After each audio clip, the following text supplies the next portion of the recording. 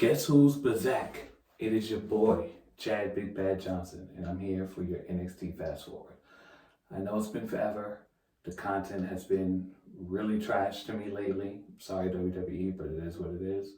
But I took some notes and I fast forwarded through it tonight, and we're going to see what's up. So, my memory is not as good as Danny, so forgive me. I write everything down or anything noteworthy down.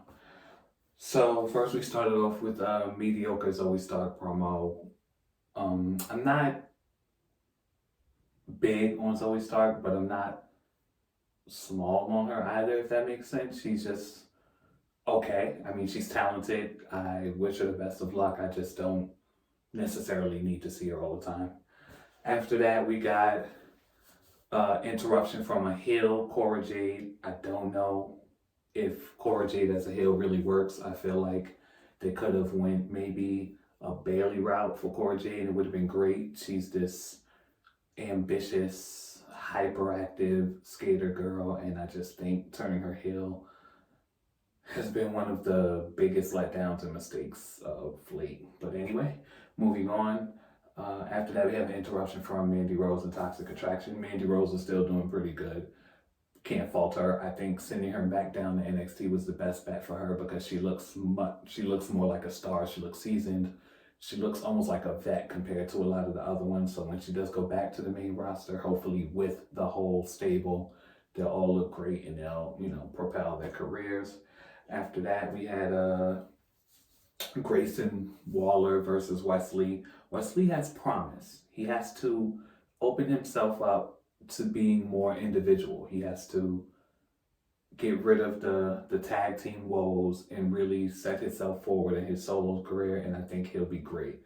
Grayson Waller is good. They had absolutely nothing for him to do, but he's still super entertaining. After that, we had a backstage promo from Tony D'Angelo. Say what you want, Tony D'Angelo is on. He's good. He's packaged well. Even when he's not doing anything, he seems important. I have no bad things to say about that.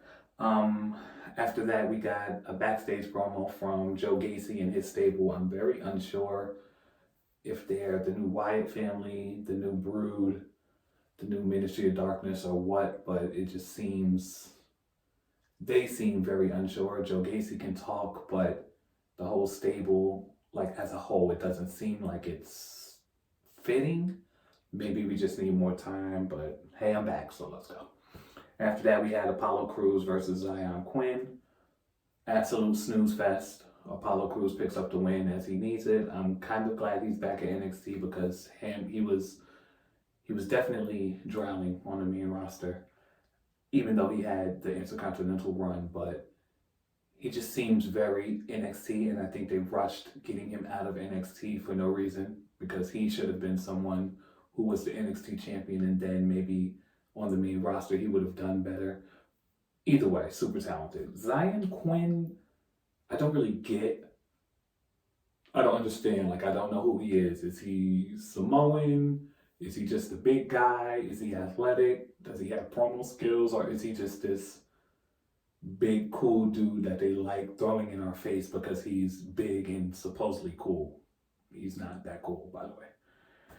After that, we had another backstage promo. It was promo night galore. It was like 4 matches and just promo. This is why I've been going to sleep and just fast forwarding through everything. We had another backstage promo from Toxic Attraction talking about how no one holds a candle to them. Then we had an interruption by a wrestler by the name of Saray. They seem like they're putting her in a Kairi Sane-esque vibe and trying to propel her that way. I'm interested. She's had a few good matches. Her moveset is cool. I mean, something's there, I guess. After that commercial break, we come back to Gigi Dolan versus Zoe Stark. As I told you, I'm not as high on Zoe Stark as the crowd seemed to be, but the crowd is really behind her, so that's great. Zoe won, whatever. They both looked, I guess, fair. Anyway. Next, we had a promo from JD McDonough, formerly known as Jordan Devlin. He did something that I absolutely hate when wrestlers do. He bought a ticket to NXT and sat in the crowd And then from the crowd, he began to cut a promo. The promo was decent. However, he cut a promo from the crowd as a public member. And then he started just shitting on the whole crowd, which I thought was cool. But then he got into the ring and became the wrestler. We know how this trope goes with WWE. He became the wrestler and he said, let me introduce myself. Then Braun Breaker came out and said he'll give him a title match. And the end was really just blah. I mean, he's decent enough, but why did they have to do that? After that, we had another match. We had Giovanni Vinci versus Andre Chase. I like both wrestlers enough, I guess, but the match was kind of blah. I knew Giovanni Vinci would win because he's kind of on the come up. This is the wrestler who was formerly known as Fabian Eichner and was part of Imperium before Walter became whatever they're calling Walter nowadays. I'm sorry, the Intercontinental Champion Gunther. And the other guy, he hasn't earned the right to be anything other than the other guy. I actually think Giovanni Vinci is better than the other guy, and I thought they would bring him up, but they haven't. Whatever. Giovanni Vinci won. We move on to Indy Hartwell versus Ariana Grace. Match of the night for me. Everybody knows I love seeing the women's wrestlers. I think they're underrated and underutilized. This match was brilliant. Indy Hartwell has been doing her thing since she stepped foot in NXT, even with the way and being married to Dexter Lumis, to tag teaming with Persia Pirotta. She's always been on. I think she, if anybody, should be the one going towards Mandy Rose in the championship, even though they picked Zoe Stark.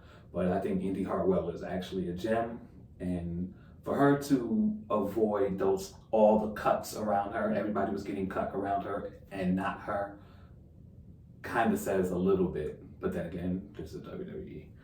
After that, we had the main event, which was Tony D'Angelo's family of 4 versus Diamond Mine, and the D'Angelo family picked up the win. I like Diamond Mine enough. It's giving Roddy something to do, which I'm excited about because we all know he requested his leave. But, he's doing good work even without Malcolm Bivens, which I didn't think was possible, but the Creeds are good. Roddy's still doing good, so we got that. The D'Angelo family is they're great. They've picked up Elektra Lopez and the rest of Legado del Fantasma, and minus Santos Escobar. I don't know where he is. I can't remember if he's injured or kayfabe injured or what, or just missing or whatever the case, but he hasn't been on TV in a while. And for some reason, this Italian Latino family blended, and it's working for me. I like it. Other than that, NXT was just kind of blah tonight. If I had to pick out of 10, I'd give it a strong 6.2.